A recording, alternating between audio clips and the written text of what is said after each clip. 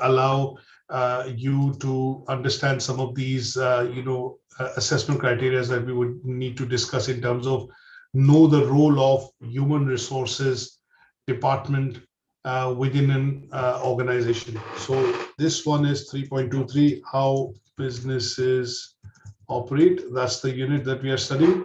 And within this, we are basically looking at today discussing the role of human resources department. Now, let's look at a couple of things before I go into this presentation. So can anybody share with me in terms of what do you think is the role of human resources department within the organization? Any ideas? No. All right, okay. So let me bring something up for the benefit of everyone. And I think what that would do is basically give you some steer in terms of what the role of the HR tends to be when we talk about human resources department. Now, if you look at what is HR, HR stands for Human Resources Management. Now, when we talk about human resources management, this particular function is also termed as HR from a point of view of organization. And in this function, you would see people who work within this department are people who take care of people within the organization, employees and staff within the organization. Their role would be to look at recruitment. Their role will be to look at recruitment and selection. So once you want to apply for a job, shortlisting the candidates, doing the interview. Their role also is talking about training and making sure all the staff is well trained to work within the organization. Their role is also to process wages, payrolls, they give out contracts. They also look at providing you benefits, which are, it could be benefits which you receive like pension. So this department is basically responsible for allocating the right amount of resources that you need to have in terms of working within the company or the business or organization. So HR has lots of different roles, but if we have to classify this role into a few types, we would look at recruitment and selection. We would look at resources allocation, looking after your benefits, talking about training and development, performance management. So at the end of the year, when you have your review and how you have your appraisal with your manager, they look at performance management. Have you performed to your duties? Have you exceeded your performance? Are you in line to get a bonus, or are you, in line to get promotion? They also manage your personal data, things like issue of employment contracts, looking at, you're maintaining your employee file. And at the same time, when you join a new organization, you would also see that this department also takes you through a process of induction. You are inducted into the organization, you're given an employee handbook, you go through some basic trainings, understand the dress code, how you work, how you perform. So those bits of things that you see, which are required for you to start working within the organization, right from the time that you are selected to the time you start performing in your job, is all areas which are covered under the role of what is called human resource management.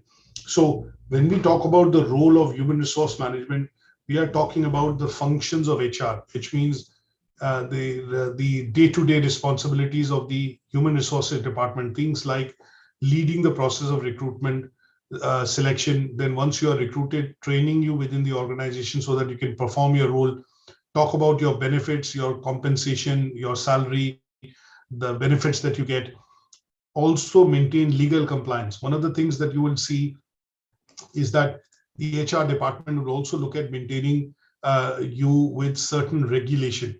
Now, this particular part of the regulation tends to be, three main areas, which include, anti-discrimination, for example, in terms of making sure that nobody is discriminated.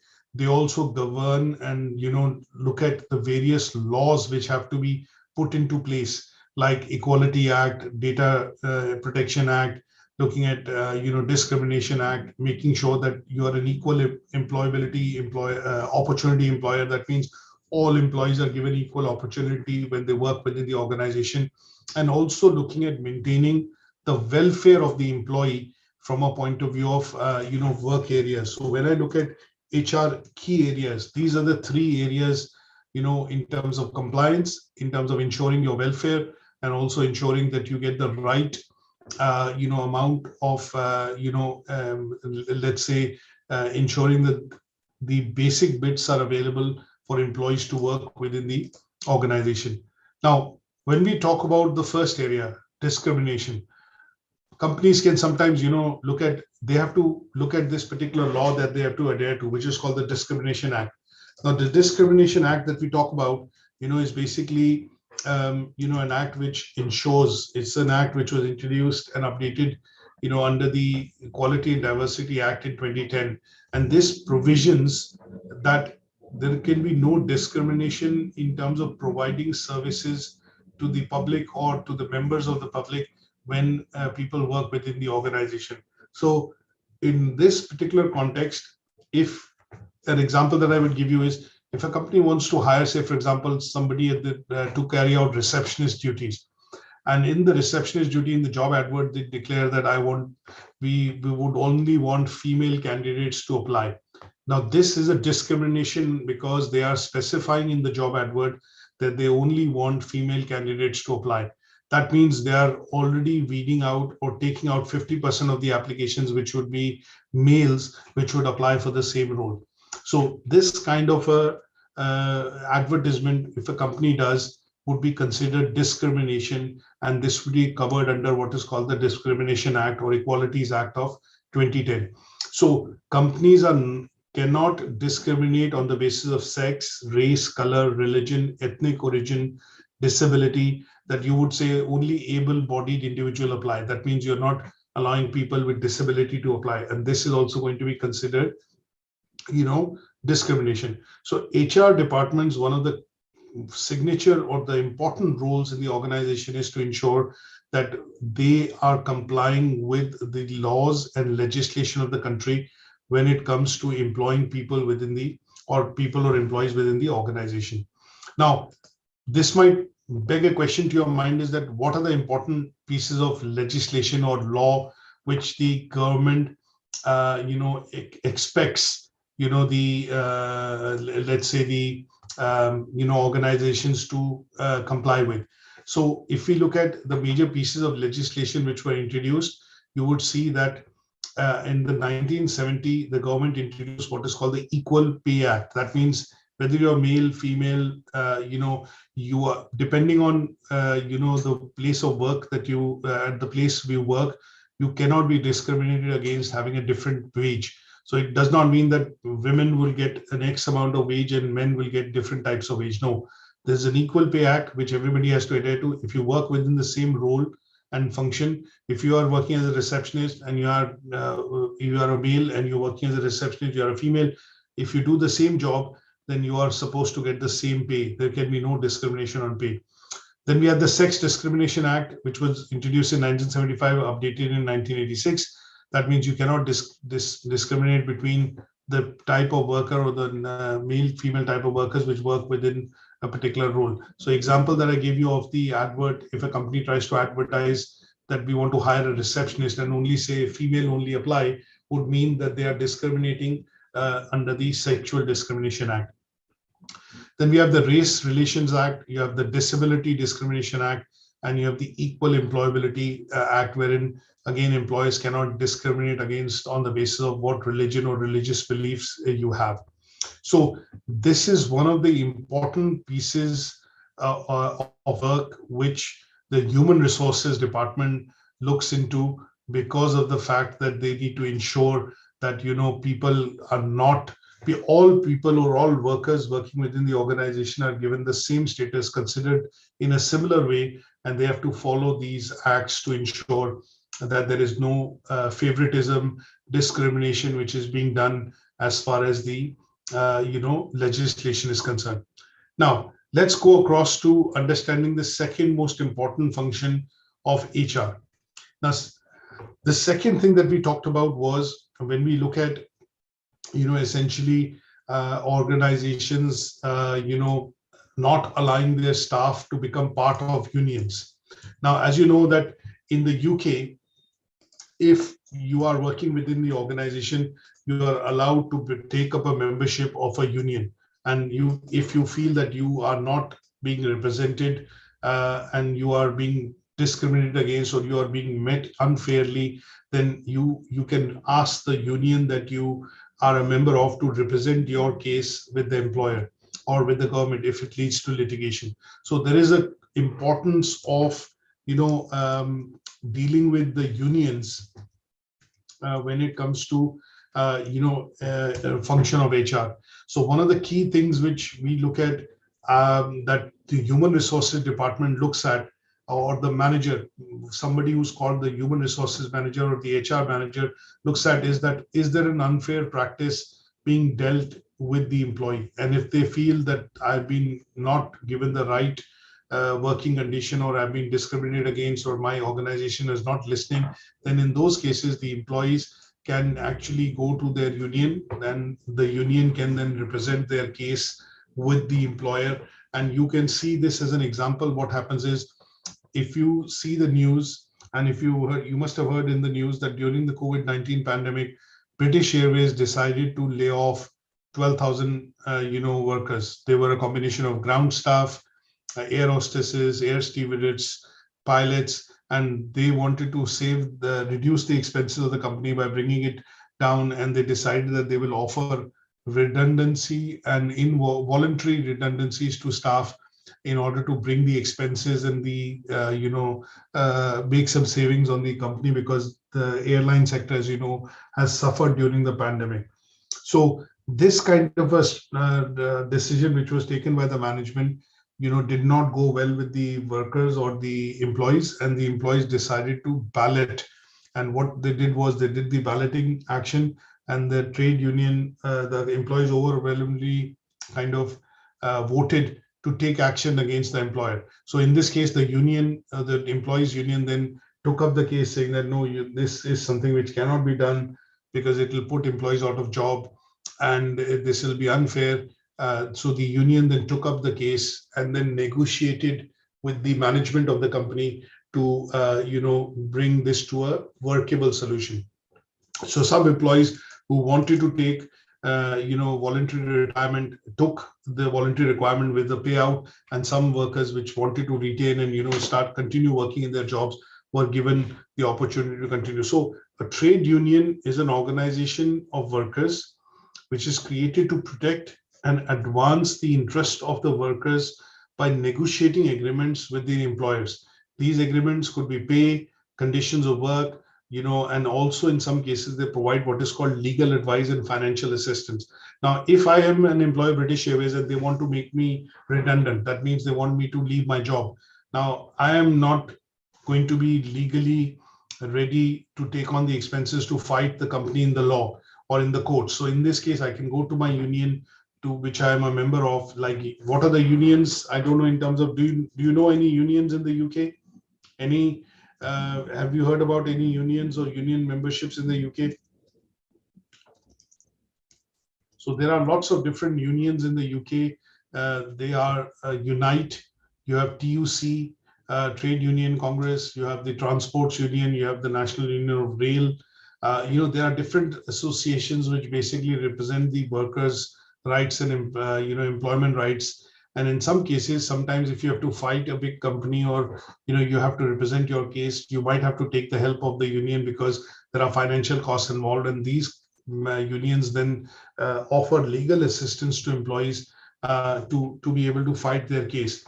And one of the things you would have seen very recently, the case of P&O ferries. Have you seen the P&O ferries? Has been in the news in the last couple of days. So P&O ferries, has laid off 800 workers, and there was no consultation done, and the management of the organization has come under fire because of the fact that they have decided to, make 800 staff redundant without making any consultation. So what a lot of employees did was that they decided to go to the union for them to be able to represent their case. And as you can see, this particular news was, big in the on all television networks, when it says P&O ferries makes 800 staff redundant after cancelling ships and so here The parliamentary commentary invited the CEO of the organization to ask why this has been done, and why no action was taken before, why the employees were not consulted. And in some cases, what the employees have done is they've gone to their unions to represent that, okay, we have been taken off, or our jobs have been taken away unfairly. And in this case, the role of union becomes quite important, because it's not individual employees which can go and fight the company. And in this case, they go to their union to which they are a member of, and the union then makes a case and puts it forward to the company on their behalf, and it fights their it basically fights to protect their rights.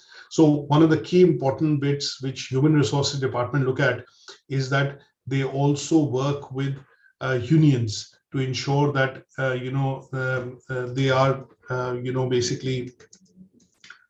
basically dealing with the employee rights, and also ensuring that if any negotiations have to be done, then HR would fall into and get into this role of negotiating with the union in order to discuss about the employee needs, their package, their salary, and negotiate fairly and constructively with unions to ensure that workers' rights and pays and anything related to their benefits are retained. Now, why do you think trade unions represent an employee and employees against the employer? It basically is because of the fact that you would generally see that a union is a collective, so it has the ability to be able to discuss on behalf of a number of employees with their employer, and this is where a collective bargaining of the union comes in. So it allows you to become a part of a bigger organization or a setup, and that particular setup then allows the negotiation to happen with your employer. Now, there are lots of different types of acts which are related to union and labor relations, as we call it, and they tend to be under the Labor Relations Act and also the Trade Unions Act.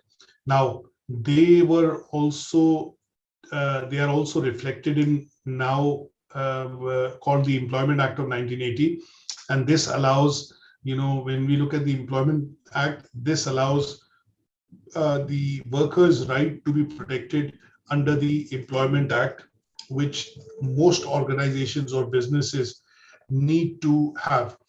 What is the Employment Act?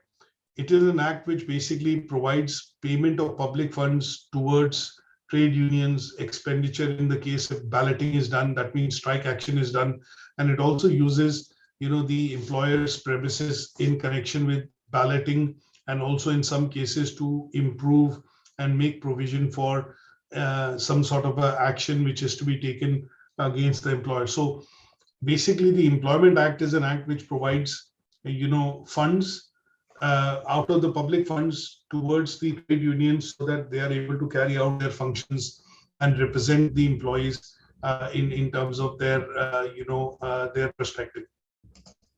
Now, some of these acts undergo revision.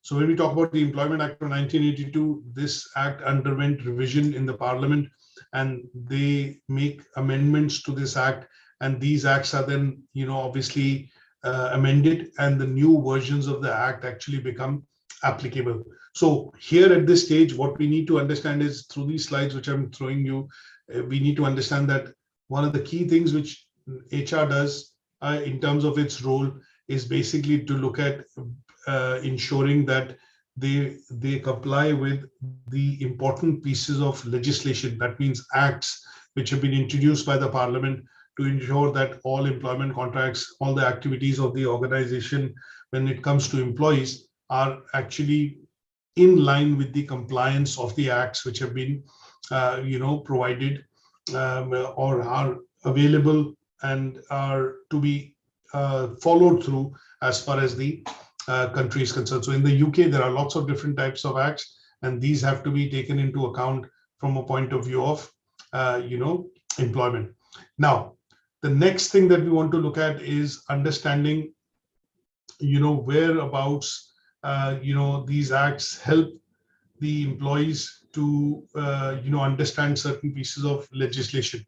So let's look at key pieces of legislation that we need to understand in a bit more detail. And what I want to do is basically on that, show you a bit of a handout which will allow you to go through them in a bit more detail. So things like when I get a contract of employment in the organization, what are the holidays that I get? What is the sick pay I get? What is the minimum pay that I would be getting as far as the benefits are concerned in the organization. We talk about things which are related to recruitment side of things. What are the key legislation that we need to look at when we talk about recruitment and selection? And these are the bits that we need to be very clear about when we talk about these acts which have to be followed by the human resources department. So this particular handout, which I'm going to show you in a second, is the handout that we need to be able to follow through as far as understanding the role of HR department or human resources department within the organization. So let me just quickly share this document. So key pieces of legislation, this one here. And as you can see, this particular handout, which I will share, now let me just expand and magnify this slightly. So this particular document, which talks about key legislation regarding recruitment and selection, are the pieces of legislation that we need to know when we work within an organization. Now, let me ask one or two key things which I'm pretty sure that you would be able to relate to if I mention this to you. Now, do we know what are the minimum wages that people need to get when they work within the organization? What is the minimum wage today for people who are over the age of 22 and work within the organization? Any idea what is the minimum wage? Anybody in terms of the idea in terms of minimum wage? Applicable, from say 1st April onwards. Go on. No. Okay, so let me bring this up, and I'll bring this up because this is important, and I think this is where it starts to make a bit of a difference. So when we talk about minimum wages which employees need to get if you work within an organization. So if I bring this as a quick bit of screenshot, 1 second. There we go. So if I just share my screen now and bring it back to the presentation. Now, when we talk about the Minimum Wage Act, what are the employers allowed to pay, in terms of employees? So when I talk about the Minimum Wage Act, which the government has introduced in the UK, you would see this Minimum Wage Act of 1988 ensures that there is a national minimum wage which is paid out to each person who works within an organization. This national minimum wage is dependent on the age of the employee. So if I just put it this way, so National Minimum Wage Act, if I look at this way, is basically the minimum amount that you're entitled to get per hour. Now, up until March 22, if you were over the age of 22, your national minimum wage, or over the age of 24, was £8.91, and that increased now to £9.50 from 5th of April, which is today. So depending on what age group, so people who are in sixth form or further education between the age of 16 and 17, if they work as workers within the organization, the employer is required to pay minimum of £4.81 per hour. And similarly, if you're between the age of 18 to 20, £6.83. If you're between the age of 21 and 22, £9.18 an hour. And if you're over the age of 22, and then in your case, that minimum wage is at £9.50 an hour. So if your employer isn't paying you this much wage for per hour of work, that means they are in breach of not following what is called the National Minimum Wage Act. And this is set in stone. This is a government legislation which ensures that, people have to be paid this much minimum wage because of the fact that this is defined in the UK law as the National Minimum Wage Act. Were you aware of this?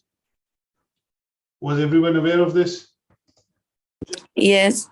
Okay, that's great. So when you work for an employer and you get an employment contract which is made by the HR and they are providing you an employment contract, you should be aware that if you're over the age of 22, your normal wage per hour should be £9.50 an hour, even if you're working as a temp worker or as a contract worker. That is the minimum wage that the organization is bound to pay you for the number of hours that you work within the organization.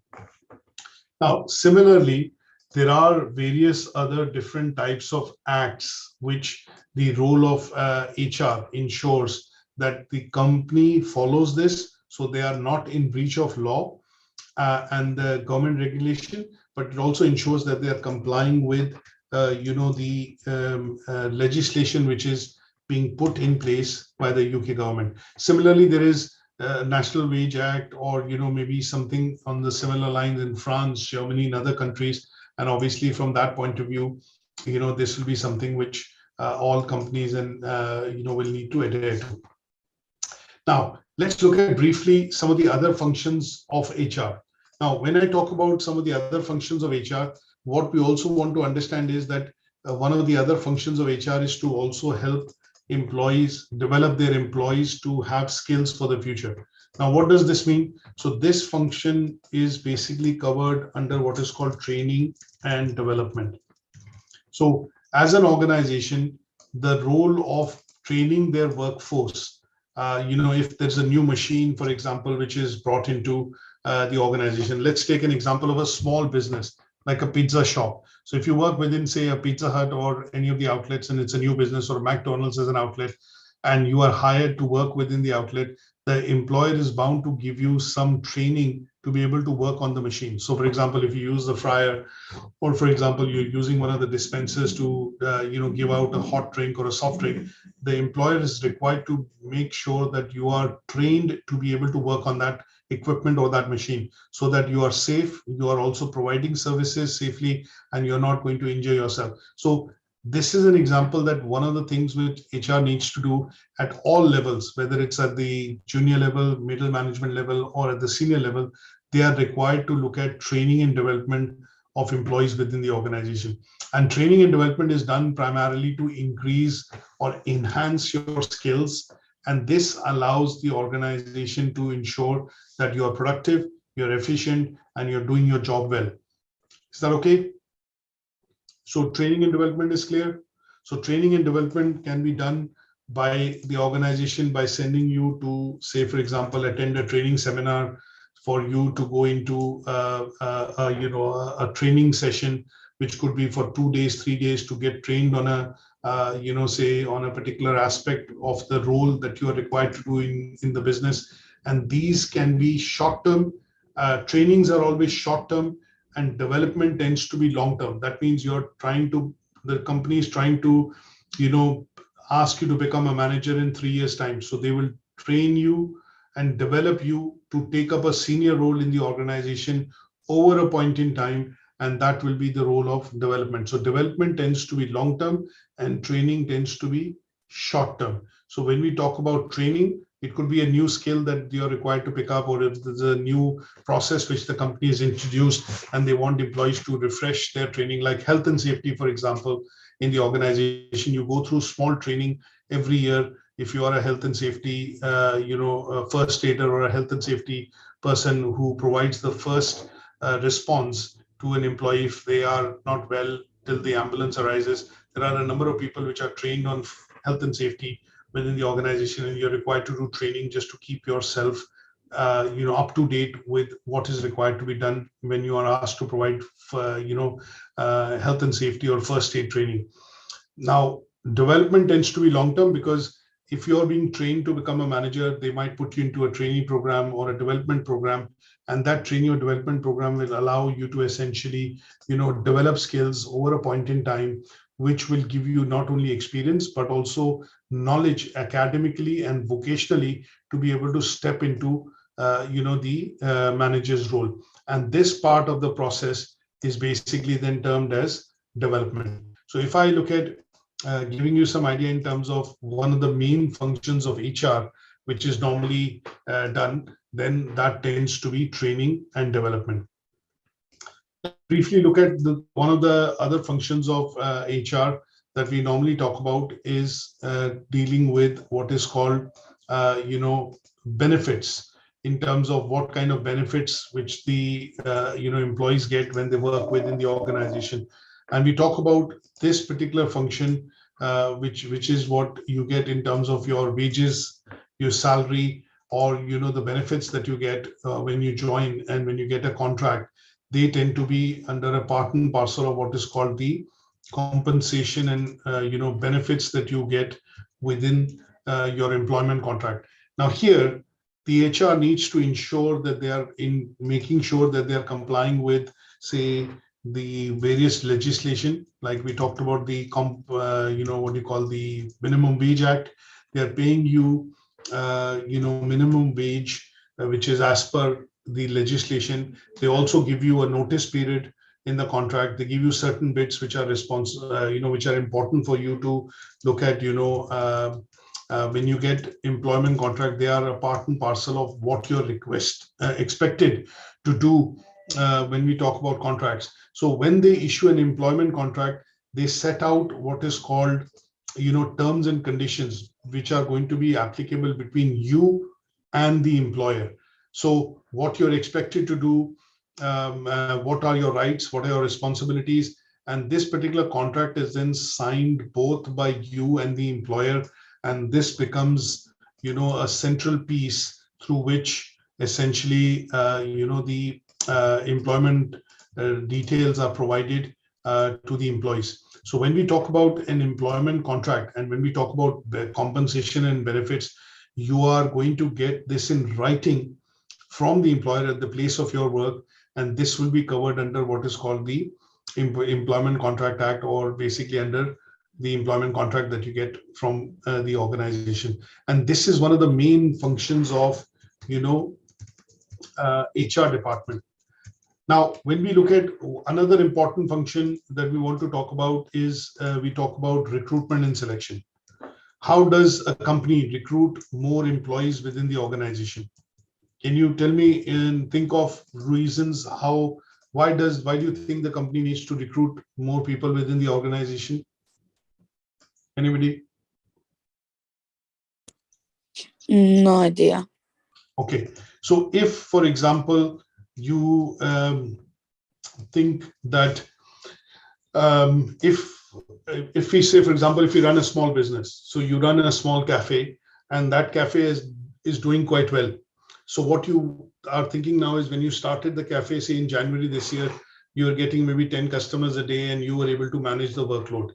But now you're in the month of April and you see the business is settled, you're getting maybe 50 to 100 customers a day, and you need help in terms of people to be able to serve, take orders, make the orders as per what the customers want, and then serve, clear the tables, wash the dishes, and make sure that they're ready again to serve to the customer. So what you're seeing is an increased demand in your business, and that is pushing, or that will require you to hire new staff, correct?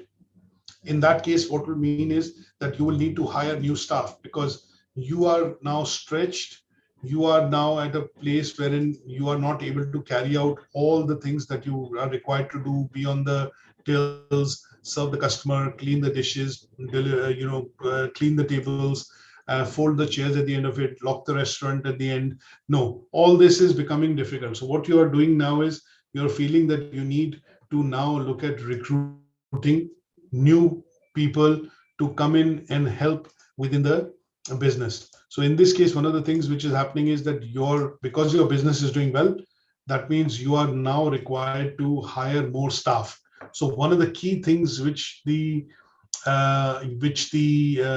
role of HR would do is, if you are a small restaurant, as of now, you're the owner who's running it, and you are doing most of the things. You are maintaining the till, you are doing the serving, you are also serving the customers, greeting the customers, doing everything. But 1 month into the business, what you do is you hire one employee and you ask him or her to be working on the till, taking the orders, and you do the serving. After another month, you see the business is doing well, and you take on another employee, and what you do is that person is now looking after cleaning the tables, cleaning the dishes, picking it up, washing it, bringing it back so that you can serve it. Now, at some stage, you also decide that the business is doing very well, and you have now 3-4 employees. So your accountant is no longer able to do the payroll and wages. So what you do is you hire somebody who's going to not just work as an accountant, but also work as a person who will manage some of the requirements of your employees. That means their wages at the end of the month, issue employment contracts, manage holidays. If somebody is not well, sick, or takes a day off, then you should be able to manage all those activities. So all those activities would fall under the function of HR. One of the main activities that you would need to do is, when you're a small business, you might be able to hire an employee by taking references from your friends, your family, your near dear ones. But as you expand and you want to hire more employees, you would need to advertise. You will maybe advertise in the local paper, or maybe in the local, go across and put it in the council's notice board, or maybe, start advertising. And the advertisement would mean that you would need to create a job description, and then you would need to fix a pay, and that would start the process of what is called recruitment within the organization. So one of the key things that you would see that the HR does when you start becoming a slightly larger business would be that you would have a need for somebody to come in and work on the process of hiring people within the organization. And hiring people within the organization would require you to, what it would require, this would require you to basically, bring new people into the organization. And that new person or new people that you want to bring into the organization would start what is called the recruitment process. And when we talk about the recruitment process, in this case, what we are doing is basically talking about, bits that would require you to look at defining requirements, getting the CVs, shortlisting the CVs, matching them with the jobs that you have or the skills that you need in the person. And from there, give a contract or an employment contract to the selected individual. And that would be one of the process of recruitment and selection, which the HR would do. Now, one of the last things which I would do, HR has lots of functions, but one of the other things which I would suggest that we look at, which the HR does, is what is called performance management. Now, the reason I say performance management is, once you have, so let's start with this part, which is the functions. And what I want to do is reorder that. So let's look at first part of HR. You look at recruitment and selection. So let me bring this slide into this area. So let's round up our session in terms of what we've discussed today. So let's start with the functions of HR. Let me see if I can bring a better image. So when we talk about the functions of HR and the basic things that they do within the organization, these are the basic things which I would suggest that we look at when we talk about the functions of HR. So let me see if I can pull a different image. Yeah, so I will delete this and I will bring this. Now, when we talk about the key functions of HR, in terms of what they do and, what they're expected to do, you can basically look at that they do these kind of things within the organization. So one is hiring employees, discussing their compensation or remuneration, look at motivation, which has incentive schemes, bonus structures. They look at training and development, industrial relation, which is unions, and then obviously, look at, issuing contracts and, looking after employees in general. Now, if I have to detail out these functions in terms of detailing of the functions of HR or human resources, this is how I would put this across. So if I talk about the 4 or 5 different functions that we have been discussing, we start with staffing. Staffing is nothing but recruitment and selection. We talked about training and development. We talked about compensation and benefits. And then we talk about general functions of HR, which basically deal with compliance, things like health and safety. We talked about employee relation, minimum wage act, talk about unions, talk about contracts, keeping you fit, and all those basic bits which are required so that you are productive, efficient, and able to work and perform in your role. Now, with this in mind, we started with staffing or recruitment and selection. We went to training and development. We went to compensation and benefits. So we've covered these 3 functions, 1, 2, and 3. Now, let's go across and discuss, the last part, which is basically talking about performance. Because at the end of the day, what we also need to do is, if you're paying wages, if you are an owner, imagine you're the owner of the business and you have 10 staff and you're paying wages to the staff. One of the clear functions of HR is to also look at, making sure that you are also checking whether the employees are performing to the best of their potential or not, which is talking about, performance evaluation. So what I want to do is talk about how does HR at the end of the year evaluate your performance in your role. How do we find out that you're performing to the role, you're contributing to the organization, you're achieving the goals and objective. So when we talk about performance evaluation, that is one of the key roles of the HR. So at the end of the year, what they do is they look at doing your performance appraisal. What is a performance appraisal? Wherein you sit down with your manager and they basically look at, discussing how you have done your job and roles and responsibilities. So a formal report, which is generated at the end of the year to check on how you have performed within your job role, is going to be termed as what is called performance appraisal. And a performance appraisal would basically be looking at time management, whether you come to the office on time, whether you complete the role which is given to you, whether you are able to complete the job which is given on time, whether you are able to be a part of team. Are you, a worker who can work with other people within the office? Those are the bits that the, performance would look at reviewing towards the end of the year. And basis your performance, the company will decide whether you need to be put into training, whether you need to be transferred to a different role, whether you need to be given higher salary or your compensation need to be increased because you're exceeding your role. And in some cases, they will also put you into a management development program. And in some cases, they will also, give you rewards and incentives because you're doing very well in the role and the job that is being given. So when we talk about performance appraisal, this tends to be one of the important roles of the organization, wherein they will sit with you at the end of the year and discuss with you and review your performance in terms of how you've performed in your role.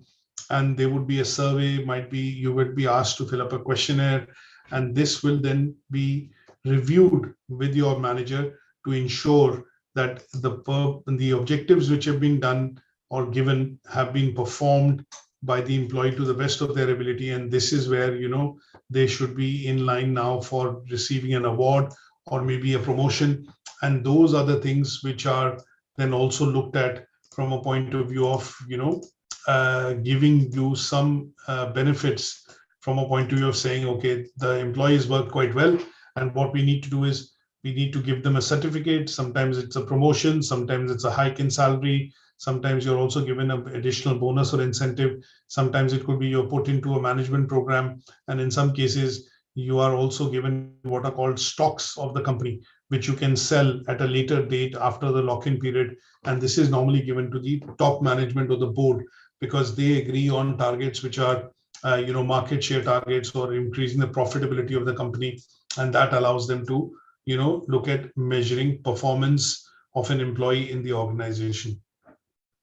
So these are the various things that we need to understand from a point of view of, this particular learning outcome, which is to understand what is the role of HR within the organization. And this allows you to understand this with our discussion that we've done today. So if you look at, we've covered what is the role of HR, what are the different functions HR carries out. So we've discussed 4 of these functions in detail. What are these 4 functions that we've discussed? Anybody? Anybody in terms of what are these 4 functions that we've discussed? No. Okay, so the 4 functions that we've discussed is recruitment and selection. We've discussed training and development. We've discussed compensation and benefits. And then we are looking at law and legislation, which is unions, Minimum Wage Act, Discrimination Act, Equalities Act. Those are, minimum types of things that the HR does. No. We discussed about a lot of employment legislation. So we discussed legislation, which are different acts that we've discussed. Employment Act, Discrimination Act, Equality and Diversity Act, Minimum Wage Act. These are various legislations which the HR has to comply with. Now, what are the benefits that it gets and what benefits employees get and how they impact the working of the organization with the functions is what we've understood. And that is what HR does within an organization. So it is one of the important functions which looks after things like processing your payroll, looking after your appraisals, issuing employment contracts or basically any sort of contract, looking at putting into training and development. And this tends to be an important function as far as the HR is concerned. Is that okay? So with this, we will end our session today. So what we wanted to do was, in this particular learning outcome, understand the role of HR in a bit more detail. And the idea there is to get a bird's eye view in terms of what functions they perform, why is it important, for the business, and why is it that this department is also a key department within the organization, because it takes care of employees and employees' welfare. And that is where, most people who work as HR manager, HR officer, training and development manager, people who work within compensation and benefits, somebody who processes the payroll of the organization, employees of the organization, are all a part and parcel of the what is called the HR department. Is that okay? Good stuff. So let's look at, final closing thoughts on today's discussion. So what I want to do is just go in and check with everyone so that they are aware that, this is what has been discussed. And, if there are any questions, I can take that before we end the session today. So any questions, Maria, at your end? No. Okay. Any questions, Tibor? No. Can I give you a question, sir? Yeah, I have 2 guys which they want to come on the group on WhatsApp. Can I send you the numbers on WhatsApp and you gonna put them on? yes, definitely. They can be added. Yes, I can do that. You can send them out. Okay. Any questions at your end, Ionet? No. Staff, any questions at your end? Any questions at your end, Katerina? No. Any questions, Idrissa, at your end? Any questions, Nikosar? No. Okay, any questions, Gabriel? Good stuff. So did you enjoy the session today? Did you get some information? Do you think you had, you've gained some knowledge out of today's session? Yeah. Okay. Yeah, sure. So Yes. what I'm going to do, one other thing is, what I'm going to do is primarily on this group, I'm going to upload one handout right now, which hopefully would give you, to complete some activities. So this is a learner handbook that I'm up now, which is a PDF handbook that you would get. This is something, let me show you on the screen as well, very briefly, so that you're able to see. So this is a handbook which I've now put onto this because we are nearly towards the end of this unit. So tomorrow will be the last session where we will cover, the last learning outcome. And if you see what we've discussed so far, in all learning outcome 1, 2, 3, and 4, and today learning outcome 5 is all covered in a detail, lot of detail that you need to know about. So if you go and scroll through some of the pages and read through this, you'll be getting a very good idea in terms of what we've discussed. Now, these sections that you see, like it says question 1, how do you describe public and private sector organizations? For your own benefit, and obviously when you submit this back, you can actually, this is a PDF document which you can fill. So if you click here in the blue box, you should be able to write, write your answers to the questions. What are the advantages, disadvantages of sole traders? And this is also something that you can fill in. So there are some questions that you can fill to practice what we've discussed, so that you know that the understanding that you are getting in the sessions is something that you can write down here for your own, let's say, record keeping. So these are some of the activities. This was just learning outcome 1. Then we go to learning outcome 2. If you scroll down, there are a few activities. This is learning outcome 2 and 3, which was about why accounting is required and what are the various things we use accounting for. So you can write some reasons that we've discussed. Then look at the activity and do some question answer session. And then similarly, we have activity for learning outcome 4, which is teams, transactional leadership, motivation theories. As you can see, you can write a few notes here. And then today's discussion that we've done primarily on human resources, role of HR department. This is something which is shown here, and you can write some of the bits like the 4 roles of HR: staffing, recruitment and selection, compensation and benefit, training and development, and meeting the requirements in terms of legislation and laws within a country. And then tomorrow, when we cover the last learning outcome, there'll be some activities here that you could also look at.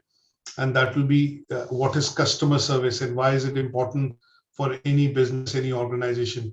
This is what we will discuss tomorrow. Okay, so this handbook is what I put into the WhatsApp group. You can send it, forward it to your friends and colleagues. And obviously, this is something which is going to be useful for this unit. The second unit that you study with my colleague Anjum will again, have a second different workbook that we will provide, and that will be useful for you to keep for your records, and also start filling up some part of this so that you are able to retain the knowledge that you're having or getting with the discussions that you're doing with me. Is that okay? Yes. Good Yes. stuff. Thank you. Good stuff. So I'll catch up with you tomorrow, same time at 11 o'clock. Till then, take care. And if you think of any questions as we do a recap every session, then do let me know, and we'll start off with the questions tomorrow and then go on to complete the learning outcome 6. Thank you very much for attending. Thank you. Bye for now. Thank you very much. Thank you. Bye. Bye. Bye-bye.